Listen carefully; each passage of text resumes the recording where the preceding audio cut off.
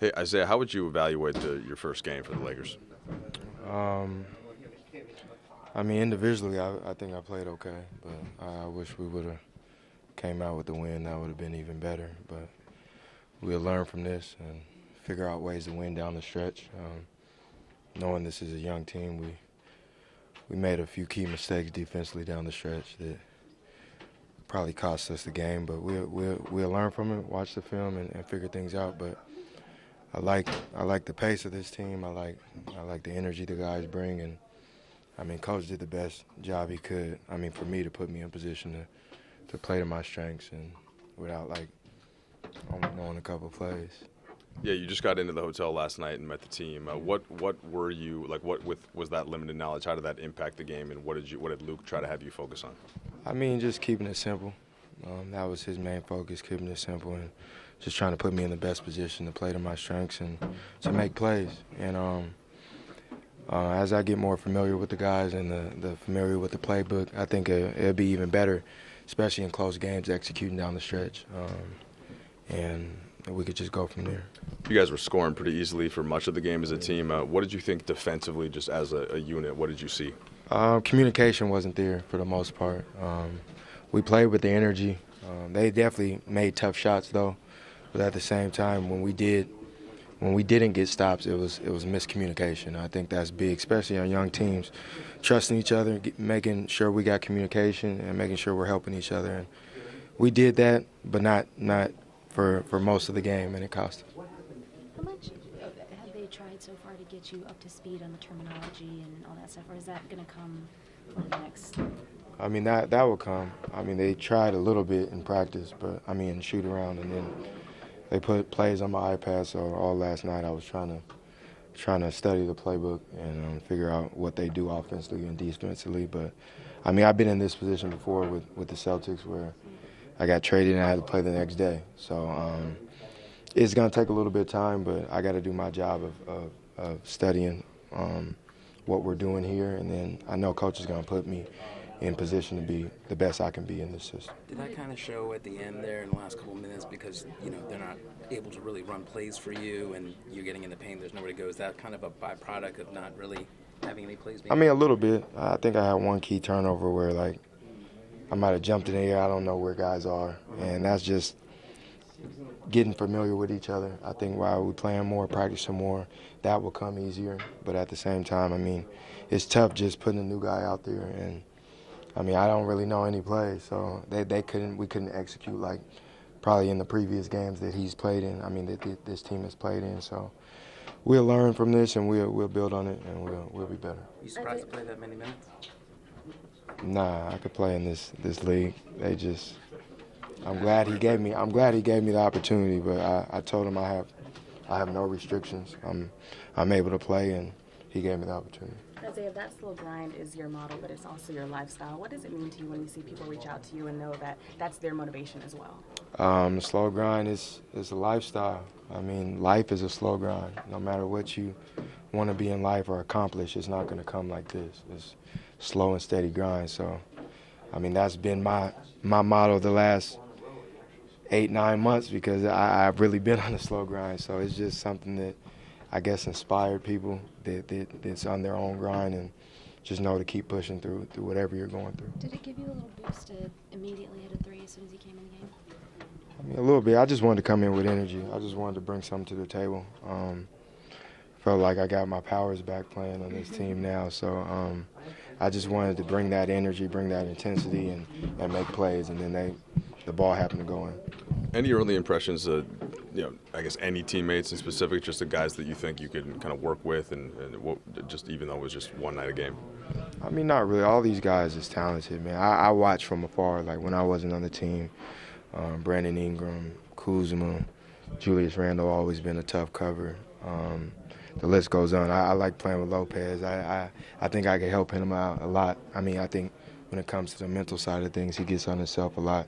And I just tell him to keep pushing, man. You're a big part of this team, and we need you. So a lot of young talent, and I'm excited to be a part of this. Last two questions. What do you focus most on as you're getting on the plane, going back to L.A., figure out a place to stay, like all that. What's did you pack a bag? Like, how's that? I mean, I packed a bag. I'm gonna be in a hotel for a while. I mean, like I said, I've been in this situation before when I got traded in the middle of the season to Boston. So I'm just trying to get my family situated, get them out of Cleveland, and then we'll figure out everything else. In your time in the league, outside of the basketball court, you made it a point to get involved in the communities that you're in. Why is that so important to you? My parents, I was raised that way.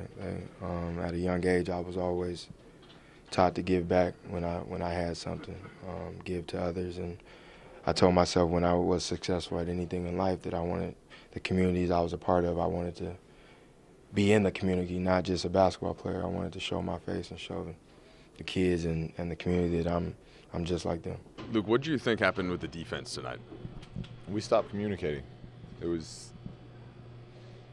I'm not sure why, but it was simple. Things we've been doing really well, things we've done all year long, we stopped doing tonight. So it's unfortunate. Had a good chance tonight, let it get away. Give them credit, they played well, they hit a lot of shots. But we got to get back, get home and get back to work. Offense kind of kept you in it, and you took that lead with that fourth quarter run. What did you think of the stretch time play, even the defense then? Was there anything you were trying to get done on that end to try to reestablish the defense? On the defensive end? Yeah, we were trying to get stops. Guys were switching out without calling switching. So then we had two going to the ball.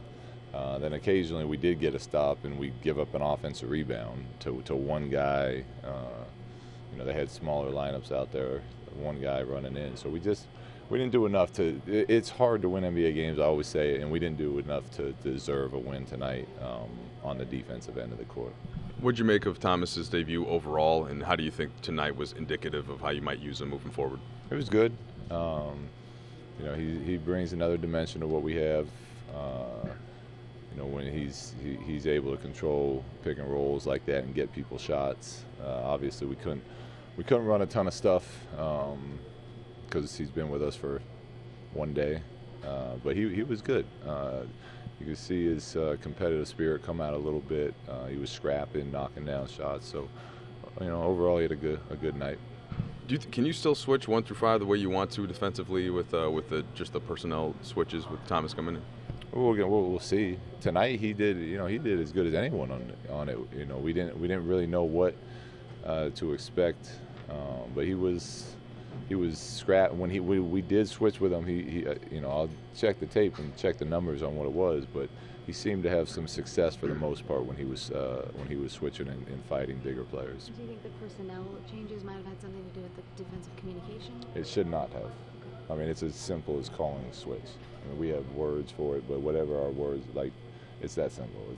And a lot of times it was guys that have been here all year. I mean, Channing didn't play tonight, so he was the only one out there, and he wasn't out there all game. So a lot of times it was just our own guys that were just not communicating, and then once we did, we didn't do a good job of individually defending our man. They were driving, kicking us all night, and frustrating. But we did some good things on offense, so we'll break down the tape and learn from it and get back after it. Julius, offensively, everything seemed to click. You guys put up basically 130 points. What happened on the defensive end? Get stops, lack of communication. I think it's pretty much like communication. We didn't just talk about our switches and stuff like that. We were in scramble mode the whole night, and we didn't do enough consistently.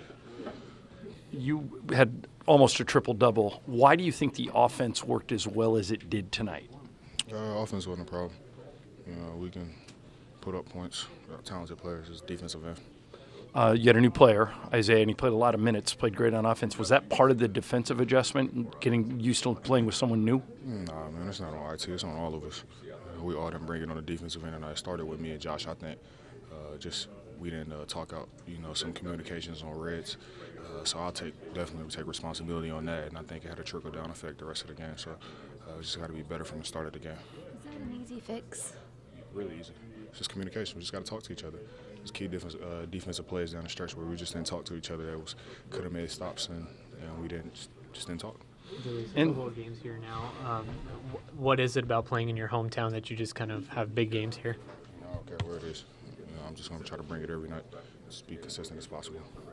End of a 4-game winning streak for you. How do you get back on the horse? Got to get back to defending. When we lose these games, it's because we don't defend. And that's where we hang our hat on the defensive end. So just got to get back to defending. 4-game win streak comes to an end in Dallas. The Mavs, bottom line, guys, were better down the stretch. Lakers had a 1-point lead with 4 minutes and 47 seconds left and pretty much fell apart from there. Gave up 130 points to the Mavs, who were on fire. Yeah, I think that's what happens when you get away from your game. You stop trusting your system of passing the ball, moving the ball, making the defense work, not putting up quick shots, not taking long shots, and then they're getting the ball and running. They got to a lot of ISOs down the stretch. And I know this was Isaiah's first time with the team, and they wanted him to navigate a little bit, so that needs to be adjusted a little bit. But I thought the reason that they lost is because it was an offensive duel.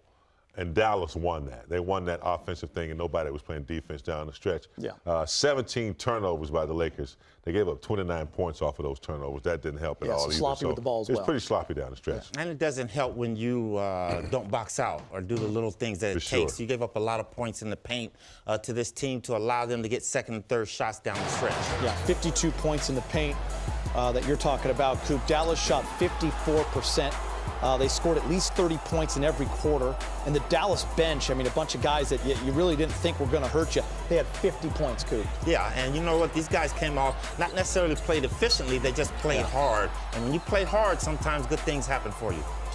Big game, James. Isaiah Thomas, you look at his, we're not going to talk about him yet, but I just want to say, it's going to take time for them to get used to him as well, especially on the defensive end. I mean, remember, you lose Larry Nance, kind of your defensive captain, especially on that second unit.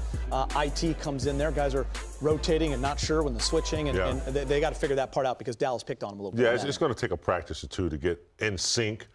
Sometimes just one player out of sync, if he's new, hadn't been used to the defense, can crack down the whole defense. He's small. Isaiah's small, so when you're switching like that, you got to be careful now. He's not Lonzo Ball. He's not 6'6", or he's not, Clarkson, who's like 6'6", big. He's a little smaller, so I think they'll have to make some adjustments with that. And they're trying to find out what his deficiencies are, especially in that pick-and-roll game, so people can come over there and help him a little bit more. I think, again, as James said, practice will